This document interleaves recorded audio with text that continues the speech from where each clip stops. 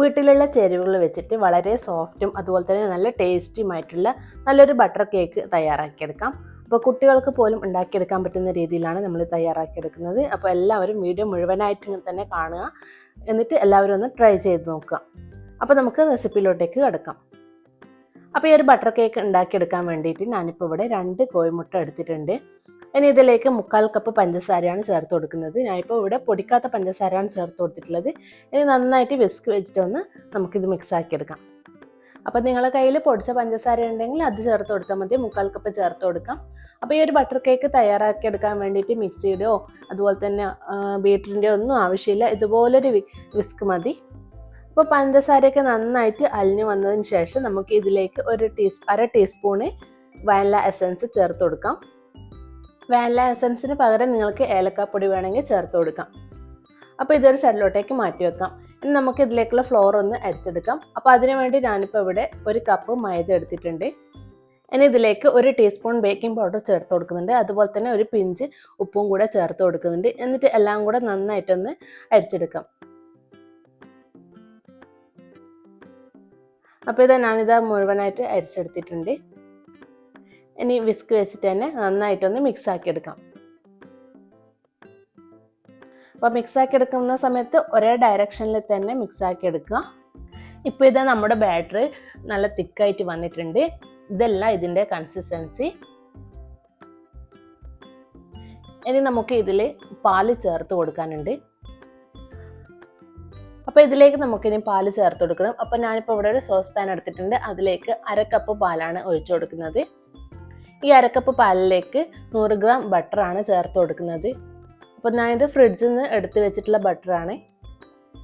അപ്പോൾ ഫ്രിഡ്ജിൽ നിന്ന് ഒരു 5 മിനിറ്റ് പുറത്തെടുത്ത് വെച്ചതിന് ശേഷം ഇതുപോലെ മെൽട്ടായി കിട്ടും. അപ്പോൾ പെട്ടെന്ന് തന്നെ പാലിൽ മിക്സായി കിട്ടും.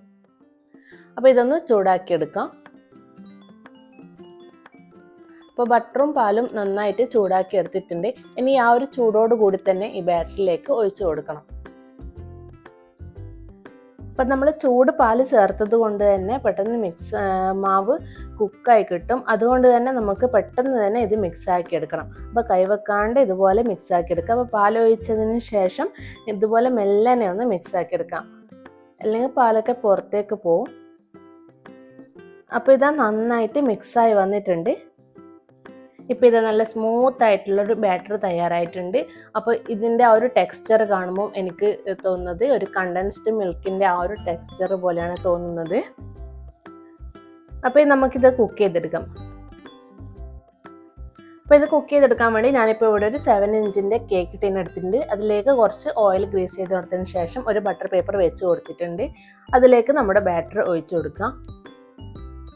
അപ്പോൾ ബട്ടർ പേപ്പർ ഇല്ലെങ്കിൽ കുറച്ച് മൈദപ്പൊടി തൂക്കി കൊടുത്താൽ മതി. എന്നിട്ട് നന്നായിട്ടൊന്ന് ടാപ്പ് ചെയ്തെടുക്കാം. ഇനിയിപ്പോൾ ഇത് ഞാനൊരു അലൂമിനിയം പാത്രം ചൂടാൻ വെച്ചിട്ടുണ്ട്. അതിലേക്ക് നമ്മുടെ കേക്കിൻ്റെ ബാറ്റർ ഇറക്കി വെച്ച് കൊടുക്കാം.